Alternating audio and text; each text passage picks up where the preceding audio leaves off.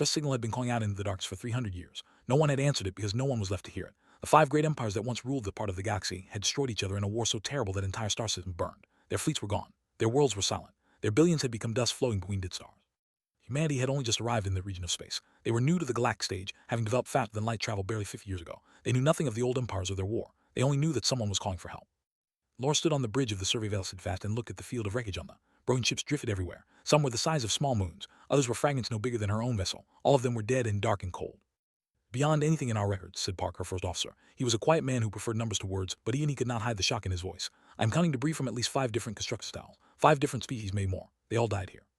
Nod slowly. The Steadfast was not a warship. It carried a crew of 12 and was meant for exploration and research. She had been sent to investigate the distress signal because command thought it might be an old automated beacon from a dead civilization. No one expected to find anything alive.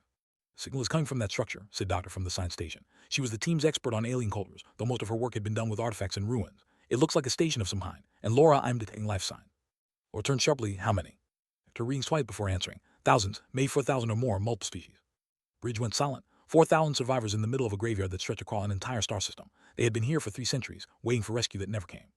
In the channel, Laura said, let them know we are here to help. Tate, Captain, we do not know anything about these species. They fought a war that killed billions. They might see us as a threat. They have been trapped here for 300 years, Laura replied. I think they have had enough of war. Send the message. On came quickly, but it was not what Laura expected. The flickered and showed a chamber filled with representatives from 5 different species. One was covered in green scales with sharp teeth and golden eyes. Another had feathers of blue and silver and a curved beak. A third was clearly aquatic, viewing them through a water-filled helmet. The fourth had the segmented body of an insect and clinging mandibles. The fifth seemed to be made of living crystal that pulsed with inner light. Scale 1 spoke first. His voice was deep and carried the weight of authority. I am Elder of the. You will identify yourself and state the size of your invasion fleet. Blinked. I am Captain Laura of the Human Vessel, said fast. We have no invasion fleet. We are a survey ship. We detected your distress signal and came to offer assistance.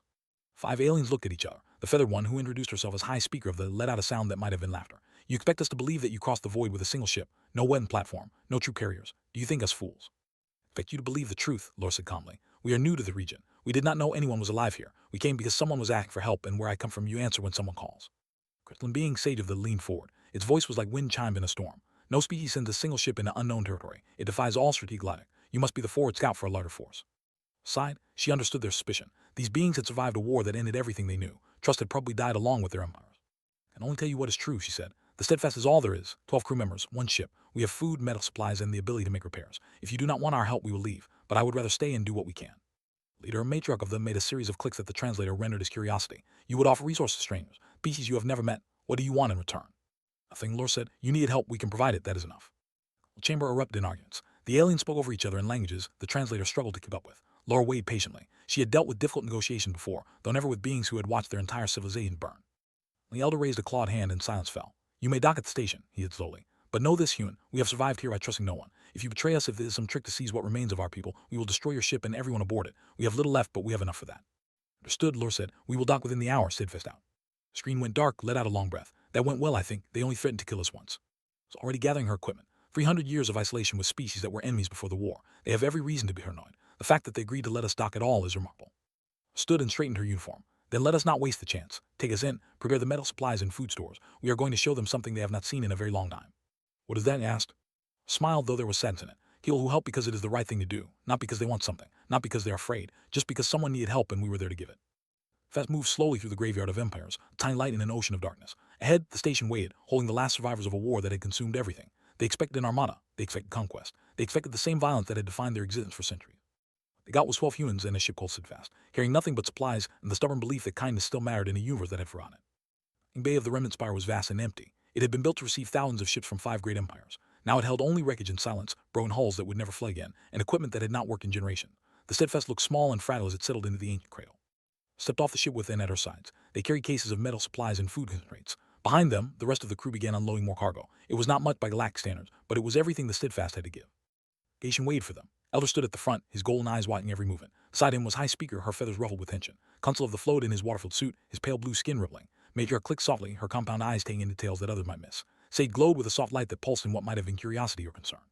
Actually came, said. His voice was flat, as if he still did not believe what he was seeing. Set down her case and opened it to reveal rows of metal vials. We said we would. These are broad-spectrum treatments that should work on most biological systems, and explain the specifics to your metal staff. Closer, her head tilting as birds do when examining something strange. You brought medicine, actual medicine, not weapons, not demands medicine. Food added, owing another case. The concentrates can be modified for different dietary needs. We have enough to supplement your stores for several months. So made a bulling sound that the translator rendered his disbelief. Why? This makes no sense. Resources are power. You are giving away power to beings who threaten to destroy you. Shrugged. Where I come from, we have a saying, a friend in need is a friend indeed. You needed help, we had help to give. The rest is just details. Aliens exchanged glances that held centuries of suspicion. They had been raised on stories of betrayal and war. The five empires had competed for everything, from trade routes, plants to the smallest advantages. The idea of giving without taking was foreign to them in the deepest way.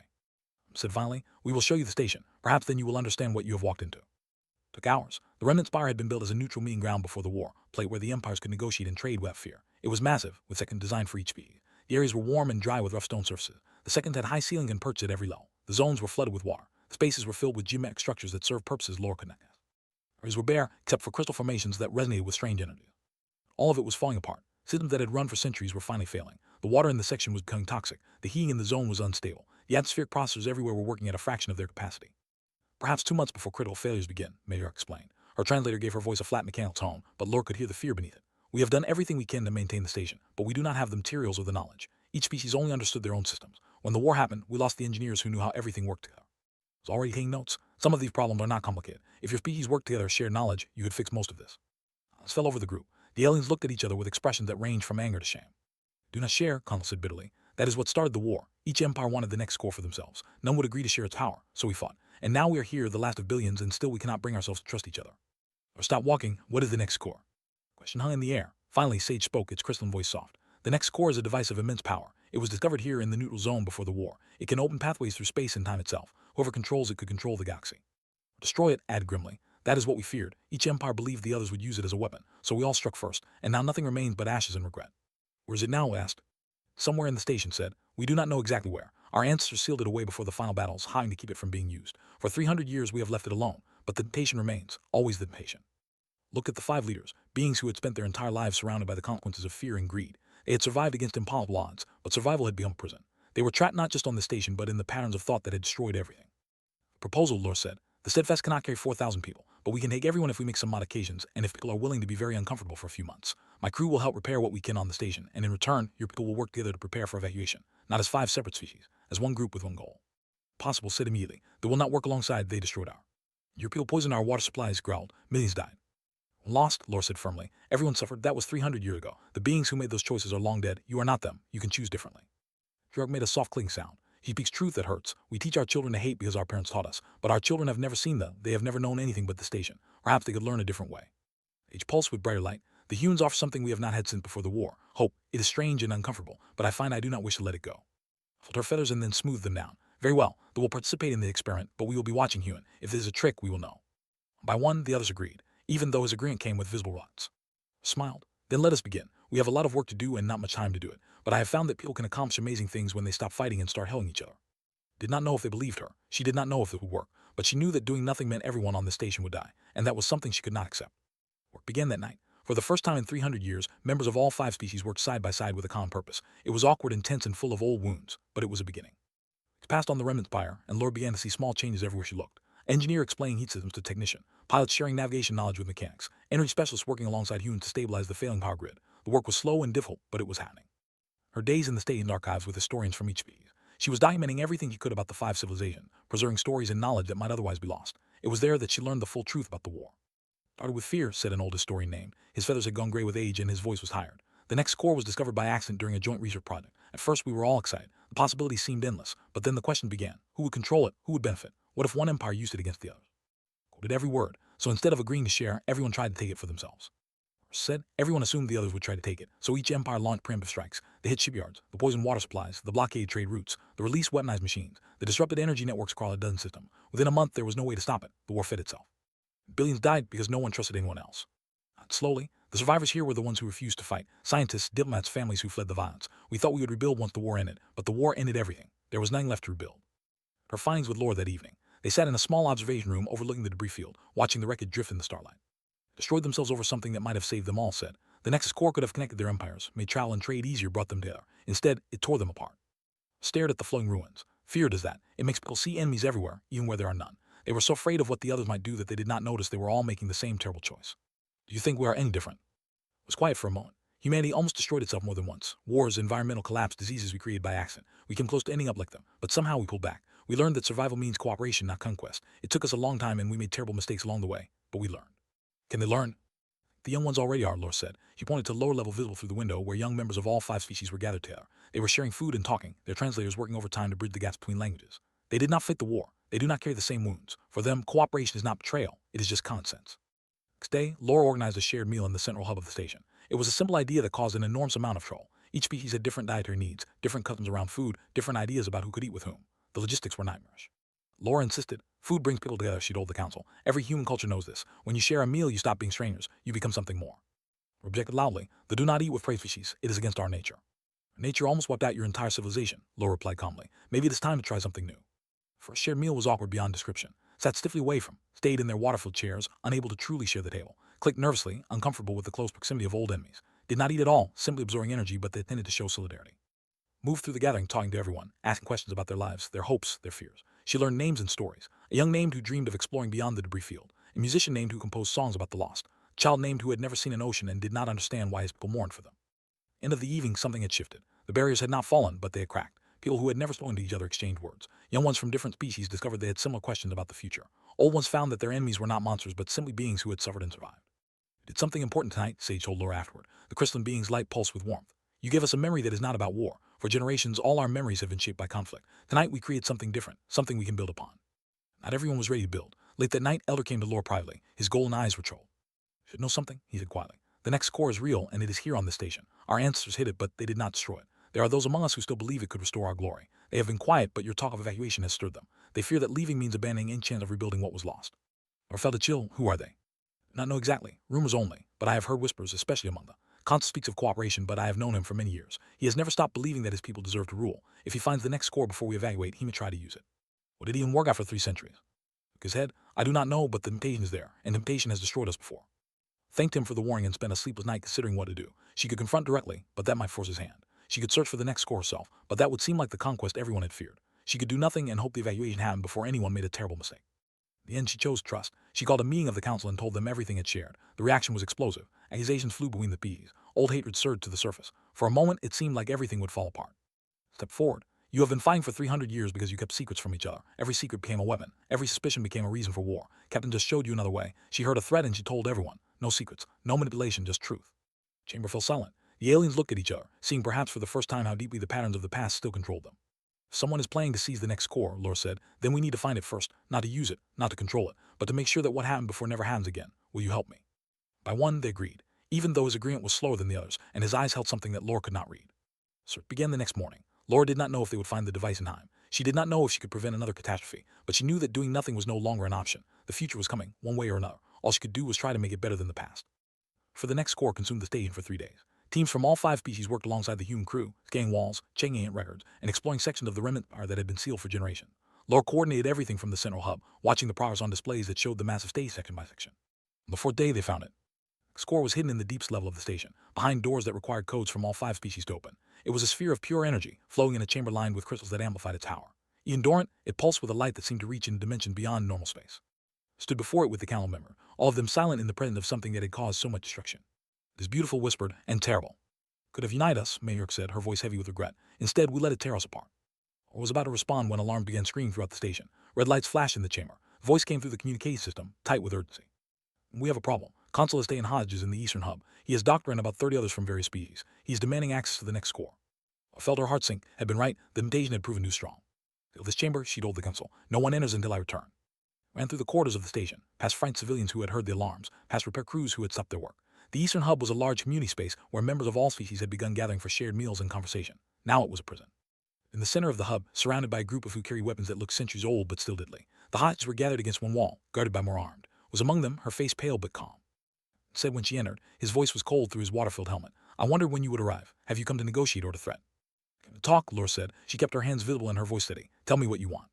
"What I want is simple. The next core belongs to the... We discovered the technology that made it possible. Our scientists died protecting its secrets. We deserve to control it." The core was a joint project, High Speaker said from behind Laura. She had followed the captain along with the other council members. All 5 empires contributed. Lies spat, lies to claim credit for achievements. This is why we could never trust you. This is why the war happened. Step forward slowly. Listen to me. I know you are angry. I know your people have suffered. You watched your civilization die, and you have spent 300 years holding on to the dream of rebuilding it. But this is not the way.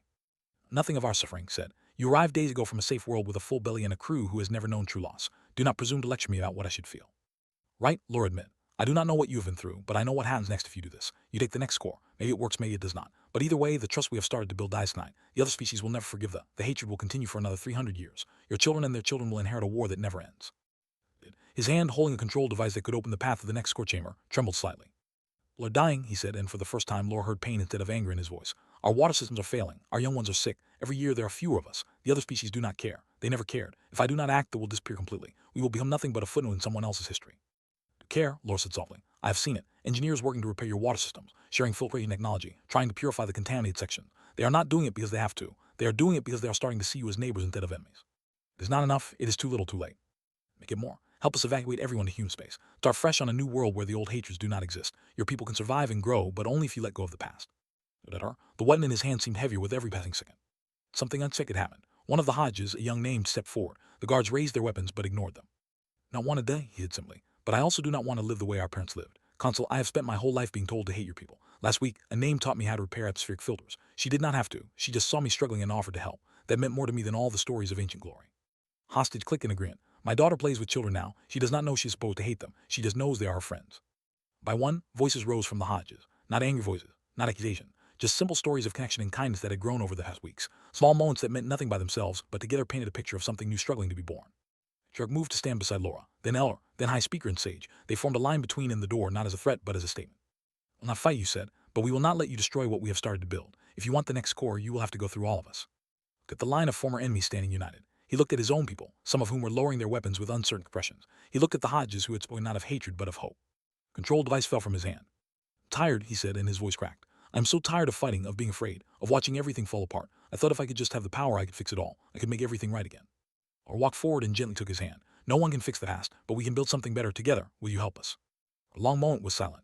Then his shoulders slumped, and 300 years of desperate hope drained out of him. Yes, he whispered, I will help. Hodges were released. The weapons were surrendered. And in a quiet corner of the hub, as the tension slowly faded, Laura sat with and listened as he told her about the he had never seen, the family he had lost, and the fear that had driven him to the edge of catastrophe. Did not judge. She did not lecture. She simply listened because sometimes that was the greatest kindness anyone could offer. Ceremony to destroy the next score was simple and quiet. Representatives from each species gathered in the hidden chamber, along with Laura and her crew. There were no speeches about victory or defeat. There were no grand declarations. There was only shared understanding that some things were too dangerous to exist, no matter how much power they promised. He placed his clawed hand on the first control panel. For the who died believing power was everything. The speaker touched the same panel with her feathered wing. For the who lost their skis. So his shame still fresh but his resolve firm, activated the third panel. For the who will never see their oceans again. She pressed the fourth with her segmented limb. For the who forgot that creation matters more than destruction. He placed a crystalline hand on the final panel. For the who once believed that knowledge alone could save us. Stood in the center, her hand on the master switch. For everyone who will never repeat your mistakes. Pulled the switch. The next score pulsed once twice, and then collapsed in on itself. The energy dispersed harmlessly through the crystal walls, leaving nothing behind but an empty chamber and the echoes of what might have been. It is done, said quietly. 300 years of impatience ended in a moment. Patience was never in the device, replied. It was in us. We chose differently today. That matters more than any machine. Evacuation began the next morning. The Steadfast was never designed to carry more than 50 people at most. It would be carrying over 4,000. Every space was converted for passenger use. Cargo holds became dormitories. Hallways were lined with sleeping mats. The engine room was the only area that remained off limits. With engineers from all 5 species to reinforce the life support systems. This should not work, he admitted to Laura during one long night of mod occasions. The math says we do not have enough air, enough water, enough food, but somehow we keep finding solutions. Every species has different expertise. Together, we are filling gaps that none of us could fill alone. That is the point, Laura said with a tired smile. That has always been the point. The refugees took 3 days. Families carried what little they could. The elderly were helped by the young. Children from different species walked together, holding hands as they crossed the threshold from the only home they had ever known into the unknown. Advised the evacuation personally. He had not spoken much since the incident, but his actions showed his commitment. He was the last of his people to board, making sure everyone else was settled before he took his own small space in the crowded hold. Thank you, he said to Laura as he asked her, for believing I could be better than my worst moment. Everyone deserves that chance, she replied. What matters is what you do with it. Journey to human space took 8 months. It was difficult beyond anything Laura had imagined. Cramped quarters led to conflicts. Cultural misunderstandings caused tension. Resources had to be rationed carefully. There were days when Laura wondered if they would make it at all. Slowly, something remarkable happened. The species that had been enemies began to depend on each other. Strength helped move heavy equipment. Pilots assisted with navigation during difficult passages. Engineers kept the overtaxed water system running. Technicians invented new solutions to problems no one had anticipated. Energy manipulation kept the power grid stable when it should have failed. Minute everything. The stories, the struggles, the small victories. She recorded the first friendship between a child and a child, formed over a shared love of watching stars through the viewports. She captured the moment when an elder taught youngsters an ancient song from the lost. She preserved the image of all 5 species gathered together in the cargo hold, celebrating a holiday that none of them had celebrated before, but that all of them had created. I'm not 5 species anymore, she told Laura one evening as they neared human space. We are becoming something new, something that has never existed before. Do you think it will last?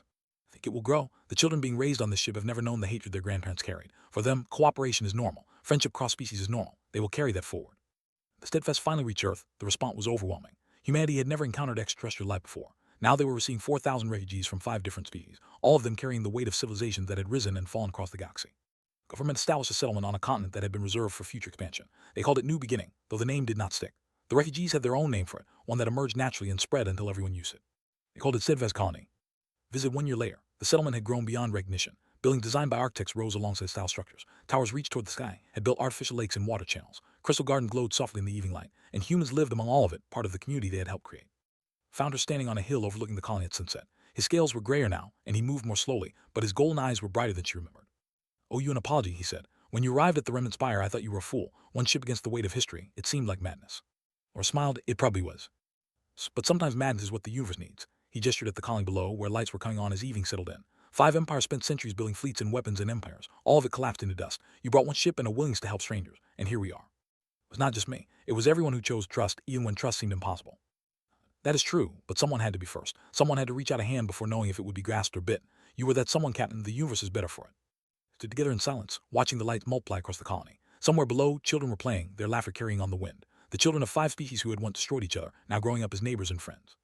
Thought about the empires that had fallen, the billions who had died, the 300 years of suffering on the Remnant Spire. So much had been lost that could never be recovered. Something new was growing, something that might become better than what had been destroyed. It would take generations to know for sure. But tonight on this hill, watching the future take its first steps, Laura allowed herself to hope. "Expect an Armada," she said softly. "And maybe an Armada would have made things worse. Maybe what the universe needed was something smaller, something that reminded them what they had forgotten." "What was that?" Smiled, thinking of all the meals shared. The hands reach out, the choice is made of trust instead of fear. Kindness is not weakness. That helping others does not make you less. That empires collapse, but the simple act of caring for another being can last forever. So did this for a long moment. Then he did something Laura had never seen him do. He placed his clawed hand gently on her shoulder. "Thank you," he said, "for everything." As the stars came out over Steadfast Colony, Laura felt that perhaps in the end, one ship had been enough after all.